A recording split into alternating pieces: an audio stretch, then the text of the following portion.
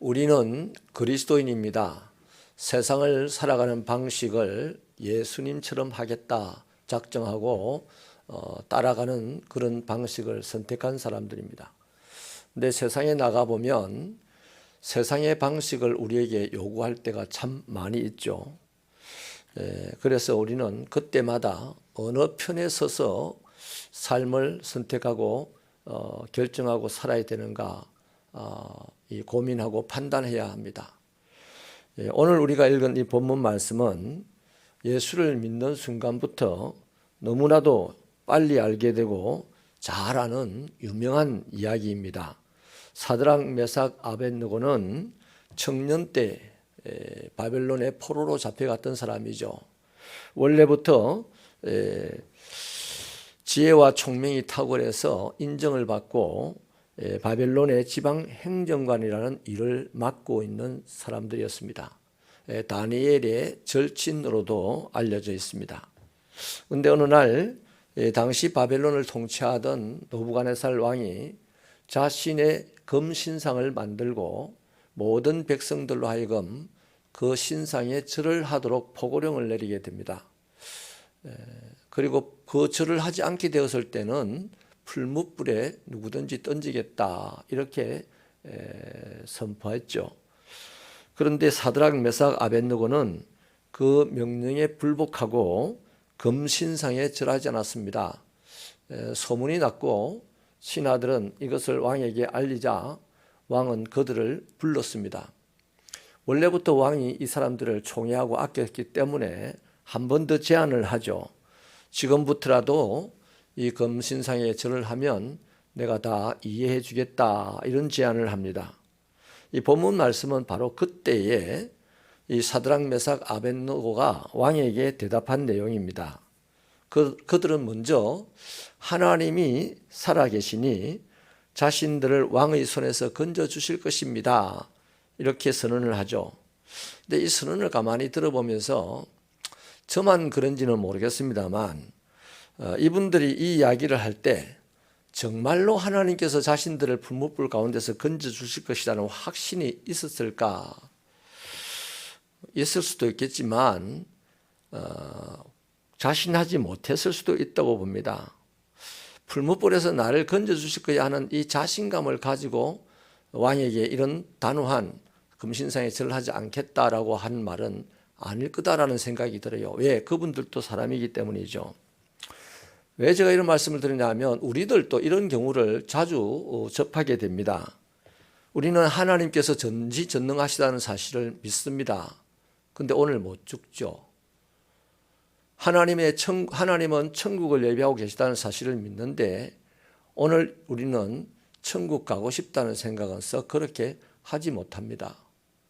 어르신들 알고 죽어야 된다, 빨리 죽어야 된다 하지만 절대로 얼른 가시라고 천국 가시라면 안 돼요. 화냅니다. 그래서 전능하다는 사실을 아는데도요, 하나님께서 과연 지금 그 능력을 사용하셔서 내가 당하는 이 곤란한 가운데서 나를 건져주실 것인가에 대한 자신감은 솔직히 없어요. 물론 신앙의 역사들을 쭉 살펴보면 그런 하나님의 적극적인 개입으로 놀라운 기적 같은 구원의 역사들을 많이 경험한 사람들이 있습니다. 그것도 간증도 많이 하죠. 하지만 하나님의 적극적인 개입을 경험하지 못하는 경우도 훨씬 더 많이 있습니다. 누구든지 응답받지 않은 기도의 경험을 가지고 우리가 살아가지 않습니까? 하나님의 침묵을 경험하고 우리는 살지 않아요. 그러한 때에 우리는 대체로 이제 믿음이 있어서 하나님의 생각과 나의 생각은 다른 거야. 내 뜻이 아니라 하나님의 뜻이 이루어지는 것이지. 또는 모든 것이 합력해서 선을 이루게 되는 거야. 그러면서 우리는 그러한 하나님을 믿고 우리의 난관을 우리가 견뎌 나가고 있는 것이죠. 왜냐하면 하나님이 분명히 우리와 함께 하신다고 약속한 그 약속을 믿는 믿음이 있어서 오늘 내 이 난관에서 전능하신 하나님이 건져내어 주지 않아도 하나님의 생각과 내 생각이 다른가 보다. 내 뜻보다는 하나님의 뜻이 이루어져야지. 그리고 좀 지나면 모든 것이 협력하여 선을 이루는 것이야. 이렇게 우리가 이제 고백을 하면서 오늘 이 난관을 혼자서 굳건히 견딥니다. 내 곁에 하나님이 계시다는 사실을 믿고. 그렇지 않습니까? 전 그런데요. 솔직한 얘기로 제가 아주 곤란한 가운데 병이 들어서 많은 사람들에게 배척을 받는 때에 하나님께 기도드리기를 그분들을 참 밉다고 그랬어요. 저를 없애주든지 이 자리에서 그분들을 이 자리에서 떠나게 해주든지 양당간에 어떻게 해주세요 했는데 하나님 한 번도 응답 안 하셨어요. 그런데 1년이 지나고 2년이 지나면서 보니까 제가 변했더라고요. 제가 변한 것이 그 어려운 가운데 참고 견디고 살아갈 수 있는 사람 변한 것이 하나님의 응답이라는 것을 깨달았습니다. 나와 함께 계셨다는 것이죠. 사드락, 메삭, 아벳느고도 틀림없이 저는 이런 생각을 하면서 고백을 했을 것이라고 봅니다. 자, 그런데 그 다음 이제 이분들의 말이 엄청난 고백이죠. 선언이죠. 그렇게 하지 아니하실지라도 하나님이 당신의 손에서 우리를 건져내 줄 겁니다 라는 말은 솔직한 얘기로 자신만만하게 한 건 아니에요. 근데 그 다음 말이 이제 자신만만합니다. 자기 말을 하죠. 하나님이 그렇게 해주지 아니하신다 할지라도 우리는 금신상에 절하지 않습니다. 이렇게 선포를 합니다. 여러분, 이건 그 사람의 의지의 표현입니다. 설사 하나님께서 불 속에서 자기를 구원해 주지 않는다 해도 아닌 건 아니라고 지금 말을 하는 거죠.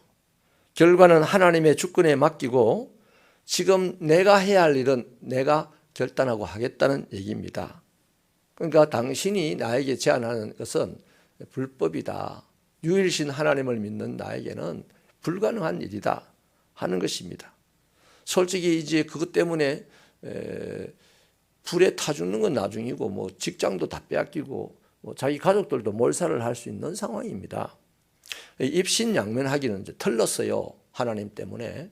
그런데 하나님이 나를 이 불못불 가운데 건져주지 않는다 할지라도 내가 이 상황에서 죽음을 당한다 할지라도 나는 금신상에 절하지 않습니다 라고 하는 거죠. 솔직히요, 제가 그 처지에 놓였다면 그들처럼 말할 수 있었을까? 좀 많이 부끄러워요. 그 정도는 아니겠지만 우리들도 다 비슷한 경험들을 하고 살아갈 것입니다. 그런 때에 우리는 위기를 모면하기 위해서 또 아니면 자신의 자리를 지키기 위해서 아니면 자신의 더 큰 이익을 도모하기 위하여서 하나님의 뜻을 해서 외면할 때가 있죠. 또 심지어는 알고도 무시할 때도 있습니다. 더 큰 문제는 그럴 수 있어요. 사람이니까. 근데 더 큰 문제는 그런 것 때문에 고민하거나 갈등하거나 가슴 아파하지 않는다는 것입니다. 오히려 자신의 결정을 심한 사람은 하나님의 뜻이라고 생각하고 우기기도 하죠. 사랑하는 여러분, 세상을 사는 데는요, 하나님의 방식과 세상의 방식이 그 공간에 같이 있습니다.